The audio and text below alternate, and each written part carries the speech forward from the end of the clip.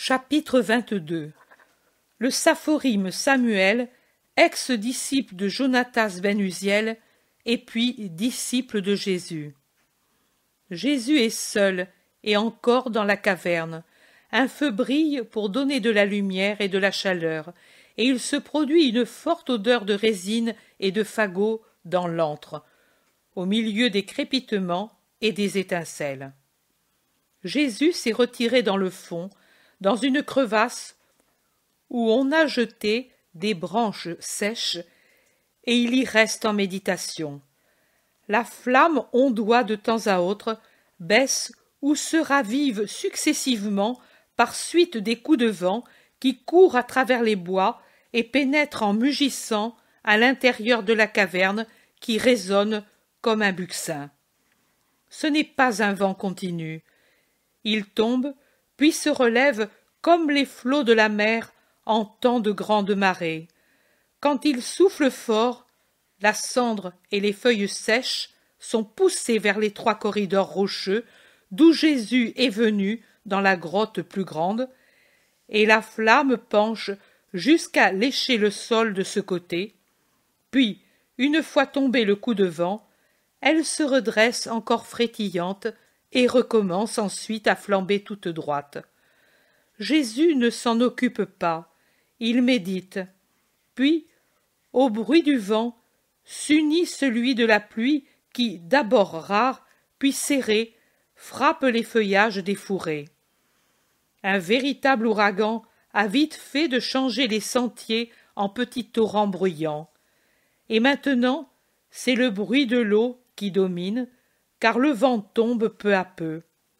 La lumière, très relative d'un crépuscule orageux, et celle du feu qui, faute d'aliments, rougit mais ne flambe plus, éclaire à peine la caverne, et dans les coins, c'est déjà l'obscurité complète. Jésus, avec ses vêtements sombres, n'est plus visible.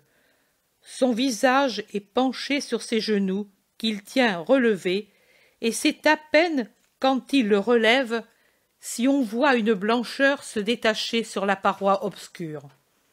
Un bruit de pas et des mots haletants, comme de quelqu'un qui est las et épuisé, hors de la grotte, sur le sentier, et puis une ombre obscure, d'où l'eau dégoutte de tous côtés, se profile dans le vide de l'entrée.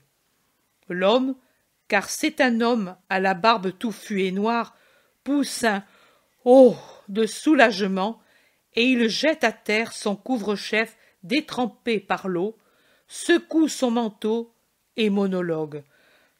« Tu as beau le secouer, Samuel, il semble tomber dans la cuve d'un foulon. Et les sandales débarquent au fond du fleuve. Je suis trempé jusqu'à la peau. Regarde ici ces ruisseaux qui tombent des cheveux. On dirait une gouttière rompue qui laisse passer l'eau par 1000 trous. On commence bien. A-t-il peut-être de son côté Belzébuth qui le défende? La mise est belle, mais...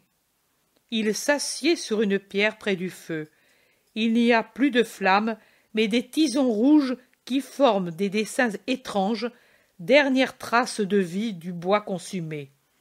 Il essaie de le raviver en soufflant dessus. Il enlève ses sandales et cherche à essuyer ses pieds boueux avec un pan du manteau moins trempé que le reste. Mais c'est avec de l'eau qu'il s'essuie. Le mal qu'il se donne ne sert qu'à enlever la boue de ses pieds pour la mettre sur le manteau. Il continue de monologuer. Maudit soit-il, et lui, et tous, et j'ai perdu aussi ma bourse, certainement. C'est encore bien si je n'ai pas perdu la vie. C'est le chemin le plus sûr, ont-ils dit. Oui, mais eux ne le suivent pas. Si je ne voyais pas cette flamme, qui a pu l'allumer? Quelque malheureux comme moi. Où sera-t-il maintenant? Là, il y a un trou. Peut-être une autre grotte. N'y aurait-il pas des larrons, eh? Mais quel sot je suis! Que pourrait-il me prendre si je n'ai pas la moindre piécette? Mais peu importe. Ce feu est plus qu'un trésor. Si je pouvais avoir quelques branches pour le raviver, je me déshabillerais, je sécherais mes vêtements. Ohé, dis-je, je n'ai que ce vêtement jusqu'à mon retour. Jésus dit sans quitter sa place. Si tu veux des branches, ami, il y en a ici. L'homme qui tournait le dos à Jésus sursaute en entendant cette voix inattendue et il bondit sur ses pieds en se retournant.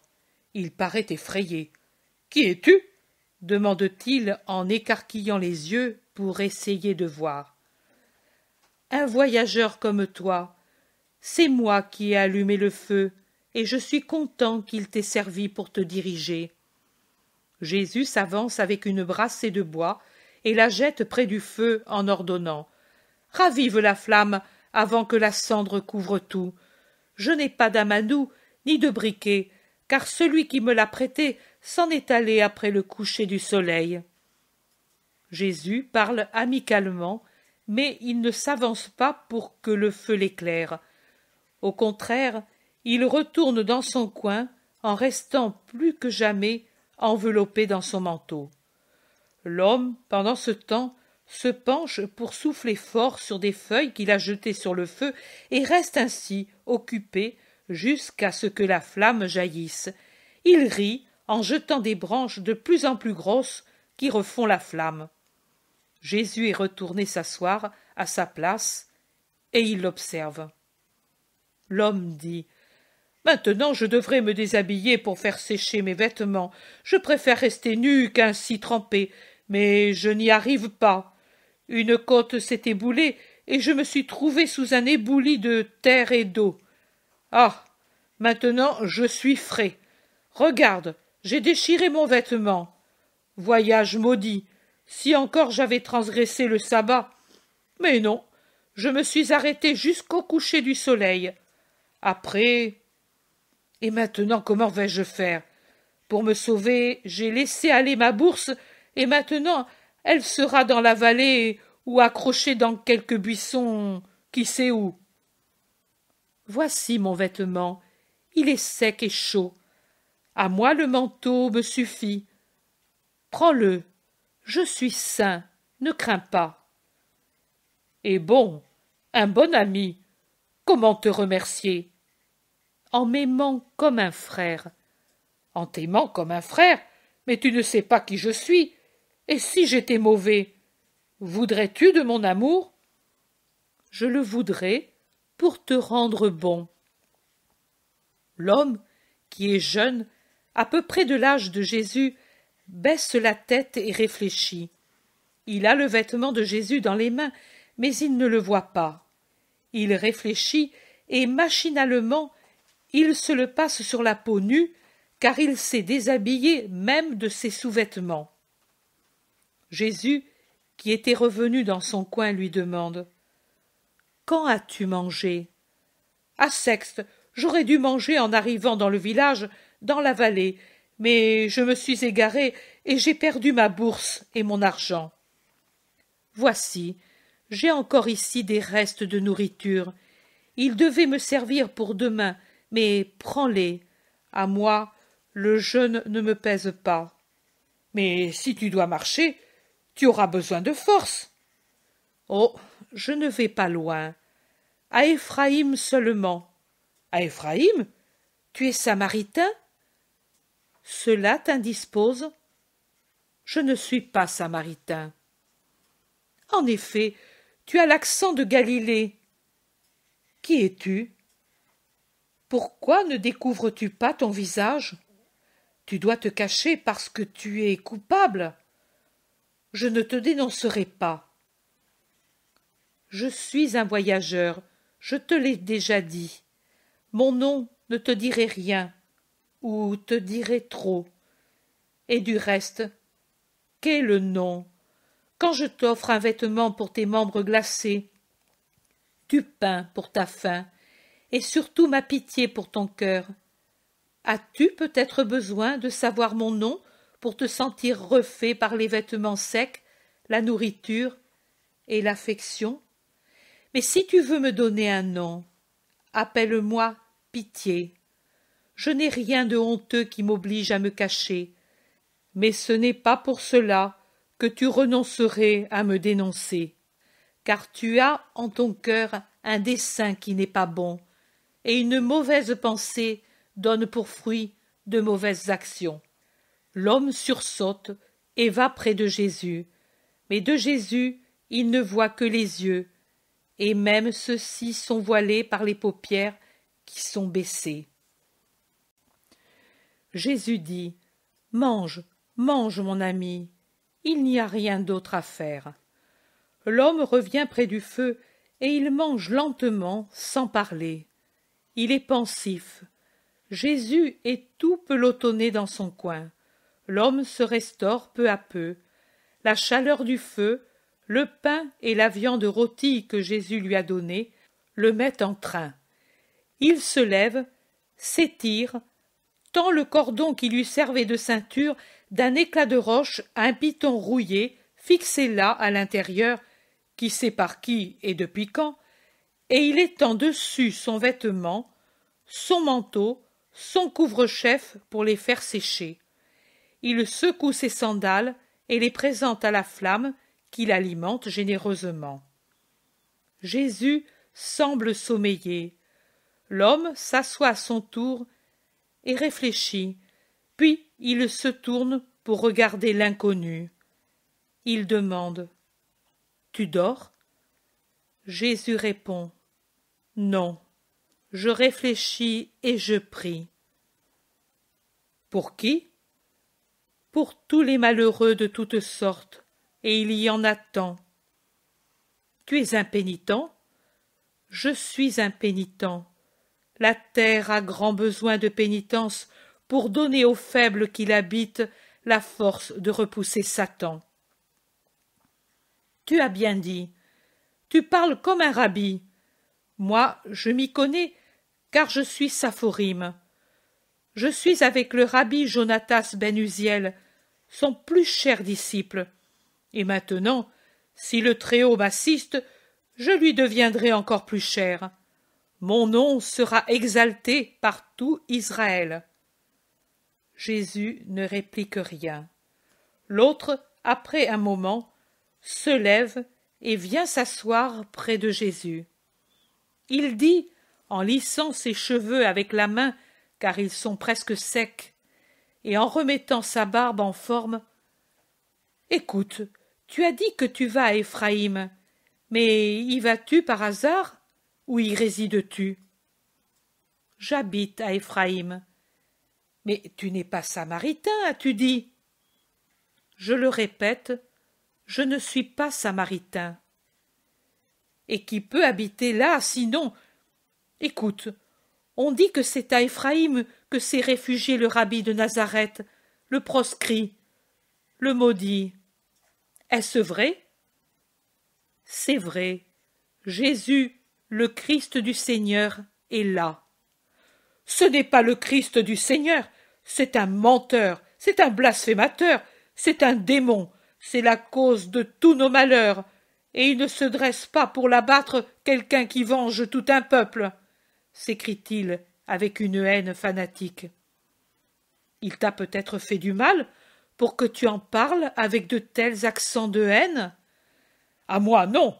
C'est à peine si je l'ai vu une fois pour les tabernacles, et dans un tel tumulte que j'aurais du mal à le reconnaître. Car si je suis disciple du grand rabbi Jonatas ben Uziel, c'est depuis peu que je suis définitivement au temple. Tout d'abord, je ne le pouvais pas pour plusieurs raisons, et c'est seulement quand le rabbi était à sa maison que j'étais à ses pieds pour boire justice et doctrine. Mais toi, tu m'as demandé si je le hais, et j'ai senti un reproche caché dans tes paroles. Tu es peut-être un partisan du Nazaréen ?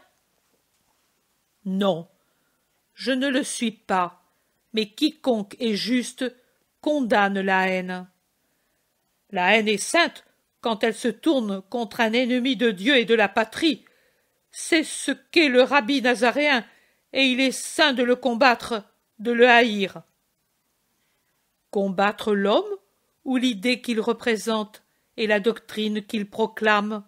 Tout, on ne peut combattre une chose si on épargne l'autre. C'est dans l'homme que se trouve sa doctrine et son idée. Ou on abat tout, ou cela ne sert à rien. Quand on embrasse une idée, on embrasse l'homme qui la représente et en même temps sa doctrine. Je le sais, car je l'éprouve avec mon maître. Ses idées sont les miennes, ses désirs une loi pour moi. En effet, un bon disciple agit ainsi. Pourtant, il faut savoir se rendre compte si le maître est bon, et ne suivre qu'un bon maître. En effet, il n'est pas permis de perdre sa propre âme pour l'amour d'un homme. Jonatas ben Uziel est bon. Non, il ne l'est pas. Que dis-tu? Et c'est à moi que tu le dis? Alors que nous sommes seuls ici et que je pourrais te tuer pour venger mon maître? Je suis fort, tu sais. Je n'ai pas peur. Je n'ai pas peur de la violence.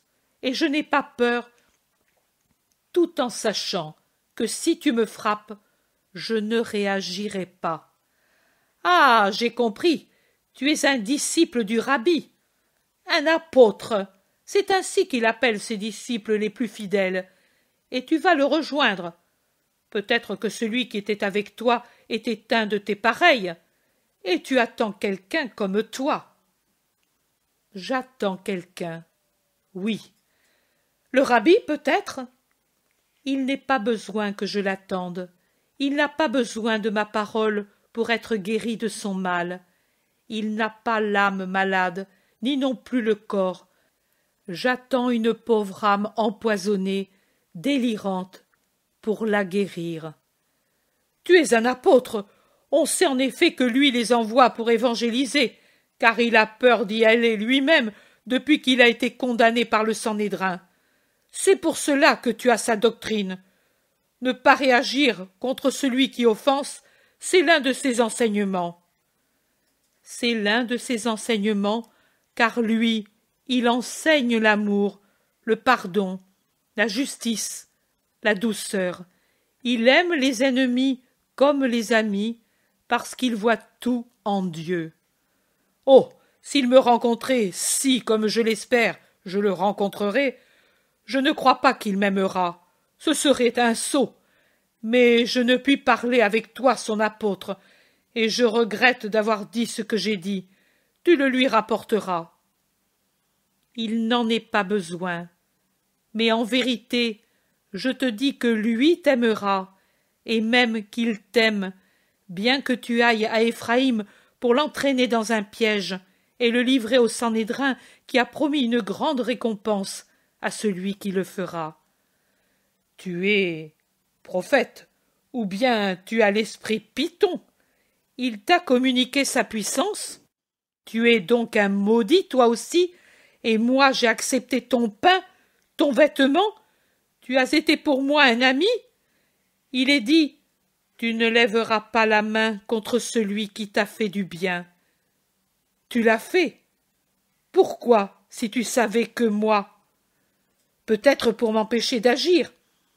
Mais si je t'épargne, toi, parce que tu m'as donné le pain et le sel, le feu et le vêtement, et que je manquerai à la justice en te faisant tort, je n'épargnerai pas ton rabbi, car lui je ne le connais pas, et il ne m'a pas fait du bien, mais du mal. Ô malheureux, tu ne te rends pas compte que tu délires. Comment quelqu'un que tu ne connais pas peut-il t'avoir fait du mal? Comment peux-tu respecter le sabbat si tu ne respectes pas le précepte de ne pas tuer? Moi, je ne tue pas. Matériellement, non. Mais il n'y a pas de différence entre celui qui tue et celui qui remet la victime aux mains du tueur. Tu respectes la parole d'un homme qui dit de ne pas nuire à celui qui t'a fait du bien. Et ensuite, tu ne respectes pas celle de Dieu, et au moyen d'un piège, pour une poignée d'argent, pour un peu d'honneur, honneur pourri d'avoir su livrer un innocent, tu te prépares à un crime. Je ne le fais pas seulement pour l'argent et pour l'honneur, mais pour faire une chose agréable à Yahvé et salutaire pour la patrie. Je répète le geste de Jaël et de Judith. Il est plus fanatique que jamais. Jésus dit: Sisara et Holoferne étaient des ennemis de notre patrie. Ils étaient des envahisseurs. Ils étaient cruels. Mais qu'est le rabbi de Nazareth? Qu'est-ce qu'il envahit? Qu'est-ce qu'il usurpe? Il est pauvre et ne veut pas de richesse. Il est humble et ne veut pas d'honneur. Il est bon avec tous. Ce sont des milliers qui ont reçu ses bienfaits. Pourquoi le haïssez-vous? Toi, pourquoi le hais-tu? Il ne t'est pas permis de nuire à ton prochain. Tu sers le Sanhédrin, mais sera-ce le Sanhédrin qui te jugera dans l'autre vie, ou sera-ce Dieu? Et comment te jugera-t-il? Je ne dis pas comment te jugera-t-il parce que tu auras tué le Christ, mais je te dis comment te jugera-t-il parce que tu auras tué un innocent? Tu ne crois pas que le rabbi de Nazareth soit le Christ, et à cause de ton idée qu'il ne l'est pas, ce crime ne te sera pas imputé. Dieu est juste, et il ne compte pas comme faute un acte accompli sans une complète circonspection. Il ne te jugera donc pas pour avoir tué le Christ, puisque pour toi, Jésus de Nazareth n'est pas le Christ. Mais il t'accusera d'avoir tué un innocent, car tu sais qu'il est innocent. Ils t'ont empoisonné, rendu ivre par leurs paroles de haine, mais tu ne l'es pas au point de ne pas comprendre qu'il est innocent. Ses œuvres parlent en sa faveur. Votre peur, plutôt celle des maîtres que la vôtre à vous disciples, craint et voit des choses qui n'existent pas. La peur de ceux qui craignent d'être supplantés par lui. Ne craignez pas. Lui vous ouvre les bras pour vous dire « Frère ». Il n'envoie pas contre vous des troupes, il ne vous maudit pas, il voudrait seulement vous sauver. Vous, les grands et disciples des grands, comme il veut sauver le dernier d'Israël. Vous, plus que le plus petit d'Israël, plus que l'enfant qui ne sait pas encore ce que c'est que haine et amour, car vous en avez besoin plus que les ignorants et les enfants, parce que vous savez et vous péchez en sachant.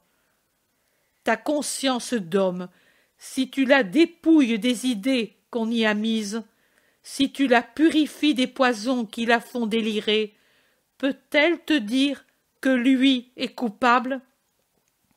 Dis-le. Sois sincère.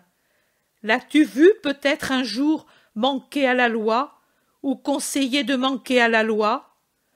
L'as-tu vu bagarreur, avide, luxurieux, calomniateur, dur de cœur?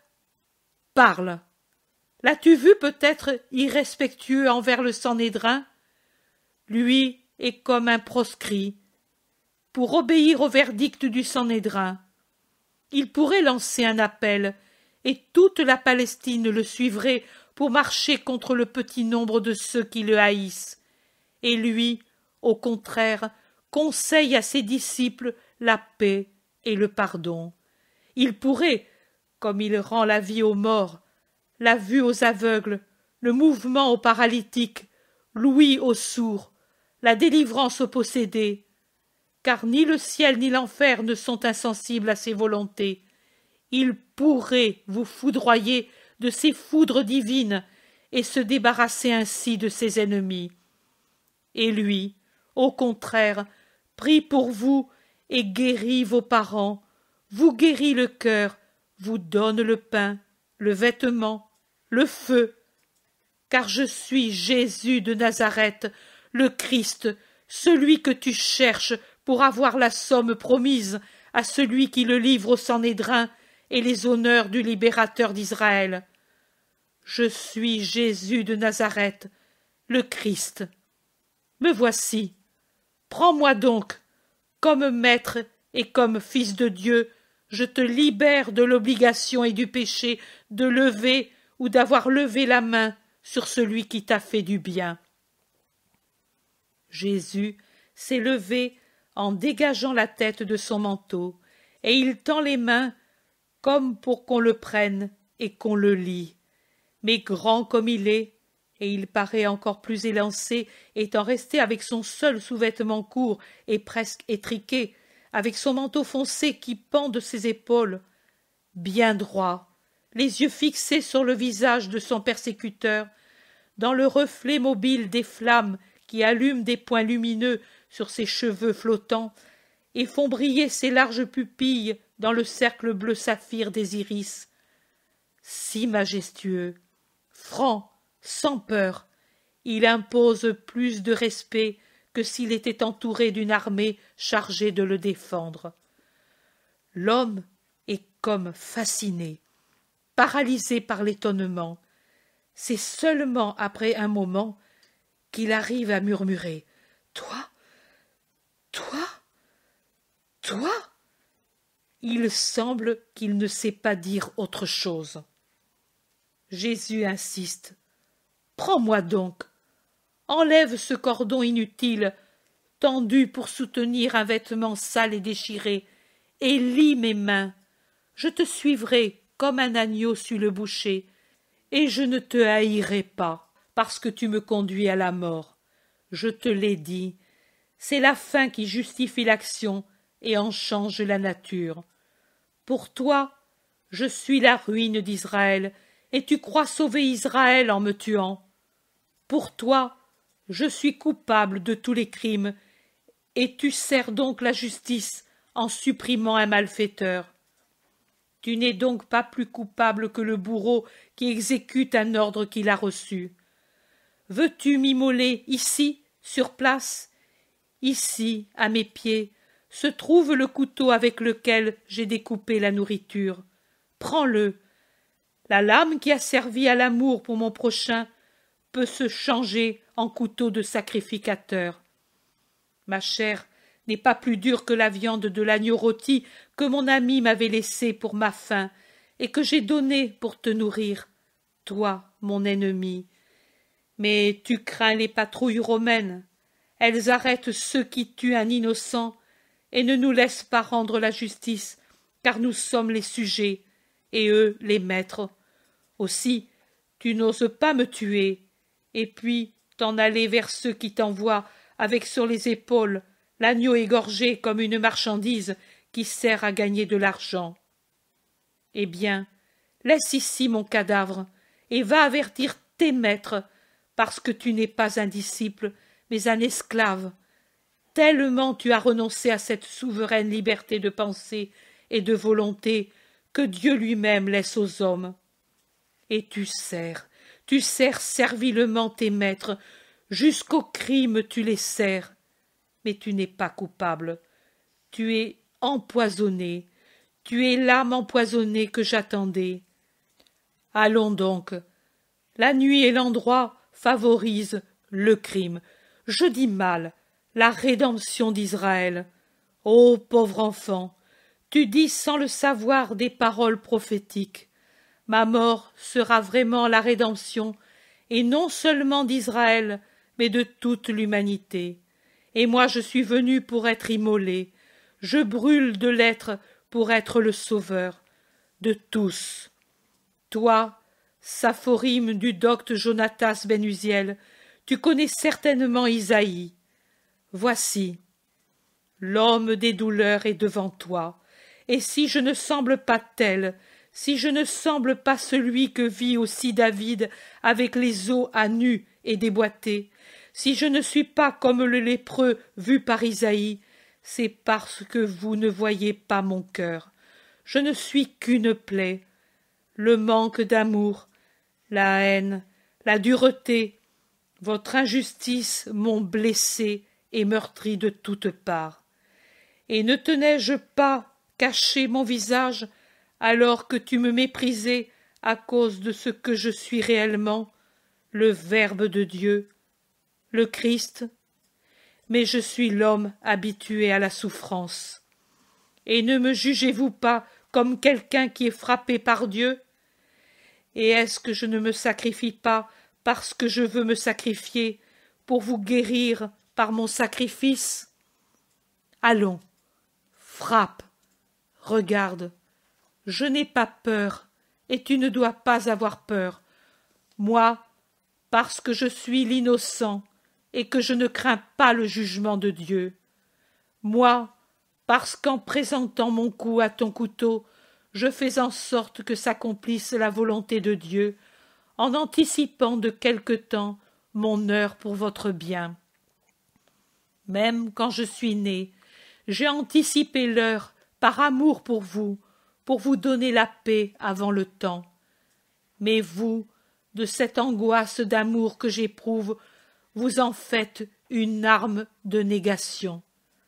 Ne crains pas, je n'appelle pas sur toi le châtiment de Caïn, ni les foudres de Dieu. Je prie pour toi, je t'aime, rien de plus. Je suis trop grand pour ta main d'homme? Voilà, c'est vrai. En effet, l'homme ne pourrait frapper Dieu si Dieu ne se mettait pas volontairement entre les mains de l'homme. Eh bien, je m'agenouille devant toi. Le Fils de l'homme est devant toi, à tes pieds. Frappe donc. Jésus s'agenouille effectivement et présente le couteau qu'il tient par la lame à son persécuteur qui recule en murmurant « Non, non !» Jésus poursuit « Allons, un moment de courage, et tu seras plus célèbre que Jaël et Judith. Regarde, je prie pour toi. Isaïe le dit, et il pria pour les pécheurs. Tu ne viens pas encore? Pourquoi t'éloignes-tu? Ah, peut-être tu crains de ne pas voir comment meurt un Dieu. Voilà, je viens ici près du feu. Le feu ne manque jamais dans les sacrifices. Il en fait partie. Voilà, maintenant tu me vois bien. Il s'est agenouillé près du feu. Mais ne me regarde pas, ne me regarde pas. Oh, où dois-je fuir pour ne pas voir ton regard? Dit l'homme. Qui veux-tu ne pas voir? Toi et mon crime. Vraiment, mon péché est devant moi. Où fuir? L'homme est terrorisé. Sur mon cœur, fils, ici, dans mes bras cessent les cauchemars et les peurs. Ici, c'est la paix. Viens, viens, rends-moi heureux. Jésus s'est levé et il tend les bras. Le feu est entre eux deux. Jésus rayonne dans le reflet des flammes. L'homme tombe à genoux en se couvrant le visage et en criant « Pitié de moi, ô Dieu, pitié de moi, efface mon péché, je voulais frapper ton Christ. Pitié! Ah, il ne peut y avoir de pitié pour un tel crime, je suis damné. » Il pleure, le visage contre terre, violemment secoué par des sanglots, et il gémit « Pitié !» et il lance des imprécations. « Maudit !» Jésus tourne autour de la flamme et va vers lui. Il se penche, lui touche la tête et lui dit « Ne maudis pas ceux qui t'ont dévoyé, ils t'ont obtenu le plus grand bien, celui que je te parle. Ainsi, et que je te tienne ainsi dans mes bras. » Il l'a pris par les épaules et soulevé, et s'asseyant par terre, il l'a pris sur son cœur, et l'homme s'abandonne sur ses genoux en un pleur moins frénétique, mais si purificateur. Jésus caresse sa tête brune et le laisse se calmer. L'homme lève enfin la tête, et avec son visage tout changé, il gémit « Ton pardon !» Jésus se penche et dépose un baiser sur son front. L'homme jette ses bras autour de son cou et la tête penchée sur l'épaule de Jésus. Il pleure et raconte. Il voudrait raconter comment il l'avait suggestionné pour le pousser au crime. Mais Jésus le lui défend en disant « Tais-toi, tais-toi, je n'ignore rien. Quand tu es entré, je t'ai reconnu, et pour ce que tu étais, et pour ce que tu voulais faire. J'aurais pu m'éloigner de là et m'enfuir. Je suis resté pour te sauver. Tu l'es. Le passé est mort. Ne le rappelle pas. Mais tu te fis ainsi. Et si je péchais de nouveau? Non, tu ne pécheras pas de nouveau. Je le sais. Tu es guéri. Oui, je le suis, mais eux sont si rusés. Ne me renvoie pas à eux. Et où veux-tu aller? Et que n'y soit pas? Avec toi, à Éphraïm. Si tu vois mon cœur, tu verras que ce n'est pas un piège que je te tends, mais seulement une prière pour que tu me protèges. Je le sais. Viens, mais je t'avertis que là se trouve Judas de Kériote, vendu au Sanhédrin et traître du Christ. Divine miséricorde, cela aussi tu le sais? Sa stupeur est à son comble. Je sais tout. Lui croit que je ne sais pas, mais je sais tout. Et je sais aussi que tu es si bien converti que tu ne parleras pas à Judas, ni à aucun autre de ceux-ci. Mais pense à cela. Si Judas est capable de trahir son maître, que ne saura-t-il pas faire pour te nuire? L'homme réfléchit longuement, puis il dit « Peu importe, si tu ne me chasses pas, je reste avec toi, au moins pour quelque temps, jusqu'à Pâques, jusqu'à ce que tu te réunisses à tes disciples. Je m'unirai à eux. Oh, s'il est vrai que tu m'as pardonné, ne me chasse pas. » Je ne te chasse pas. Maintenant, allons sur ces feuilles pour attendre le matin, et à l'aube, nous irons à Éphraïm. Nous dirons que le hasard nous a réunis et que tu es venu parmi nous. C'est la vérité. Oui, c'est la vérité. À l'aube, mes vêtements seront secs, et je te rendrai les tiens. Non, laisse ici ces vêtements, un symbole, l'homme qui se dépouille de son passé et revêt une nouvelle tenue. La mère de Samuel l'Ancien a chanté dans sa joie. Le Seigneur fait mourir et fait vivre, il conduit au séjour des morts et en fait revenir. Tu es mort et revenu à la vie. Tu viens du séjour des morts vers la vraie vie. Laisse les vêtements qui ont subi le contact du tombeau rempli de pourriture. Et vis, vis pour ta vraie gloire, servir Dieu avec justice, le posséder pour l'éternité. Il s'assoit dans le creux où se sont accumulées les feuilles, et le silence vient vite, car l'homme fatigué s'est endormi, la tête appuyée sur l'épaule de Jésus, qui prie encore.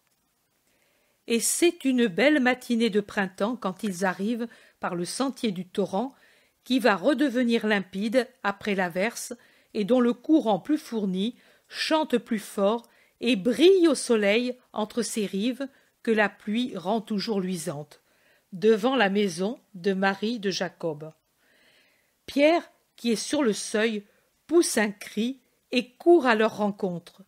Il se précipite pour embrasser Jésus, qui est tout enveloppé dans son manteau, et il dit « Ô mon maître béni, quel triste sabbat tu m'as fait passer! Je ne me décidais pas à partir sans t'avoir vu. J'aurais été tout perdu toute la semaine si j'étais parti avec l'incertitude au cœur et sans ton adieu. » Jésus l'embrasse sans quitter son manteau. Pierre est tellement pris par la contemplation de son maître qu'il ne remarque pas l'étranger qui est avec lui. Mais pendant ce temps, les autres aussi sont accourus, et Judas de Kériote pousse un cri. « Toi, Samuel ?» ?»« Oui, moi. Le royaume de Dieu est ouvert à tous en Israël. J'y suis entré, » répond l'homme avec assurance. Judas a un petit rire étrange, mais il ne réplique rien.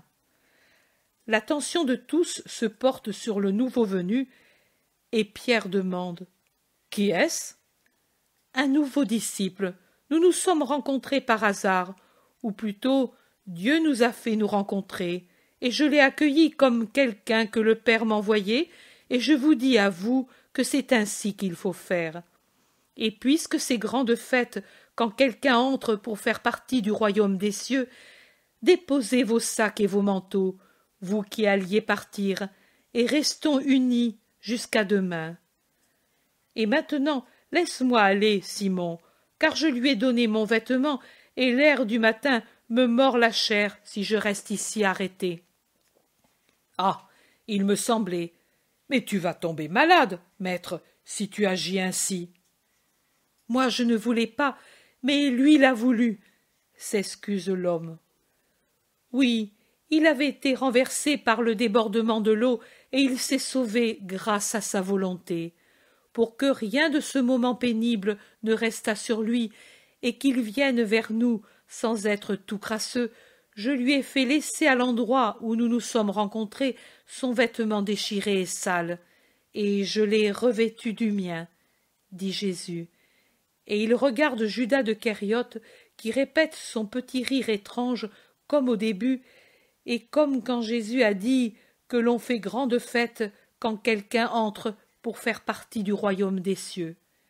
Puis il entre vite dans la maison pour aller se vêtir. Les autres s'approchent du nouveau venu pour lui donner le salut de paix.